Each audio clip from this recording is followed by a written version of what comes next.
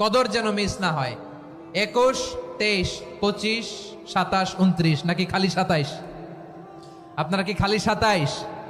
হ্যাঁ না, ফালতামিসু feel আশরিল আওয়াখিরি feel মিনাল ভিতরি, রমজানের শেষ দশকের বেজর রাতগুলোকে কদর হিসেবে তালাশ করো।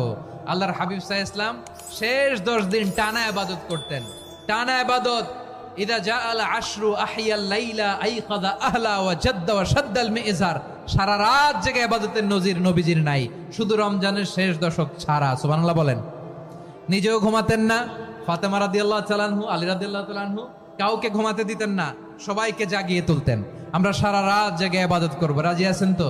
বিশেষভাবে 5টা কাজ রাসূল সাল্লাল্লাহু আলাইহি ওয়াসাল্লাম এই কদরের রাতে করতেন। 1 নম্বর কাজ হচ্ছে তিনি সারা রাত জেগে ইবাদত করতেন এবং পরিবারের লোকদেরকে ঘুমোতে দিতেন না, উঠিয়ে দিতেন। বছরের অন্য কোনো সময়ে সারা রাত জেগে ইবাদত করার কোনো নজির রাসূল সাল্লাল্লাহু আলাইহি ওয়াসাল্লামের জীবনে ছিল না, সব রাতে ঘুমাতেন। আম্মা জান আয়েশা রাদিয়াল্লাহু তাআলা আনহা বলেন, ইদা দাখালাল আশরু আহিয়াল লাইলা ওয়া আইকাযা আহলা ওয়া জাদ্দা ওয়া শাদ্দাল মিজার। রমাদানের শেষ দশক যখন আসতো, রাসূল সাল্লাল্লাহু আলাইহি ওয়াসাল্লাম সারা রাত জেগে ইবাদত করতেন, পরিবারের সদস্যদেরকে জাগিয়ে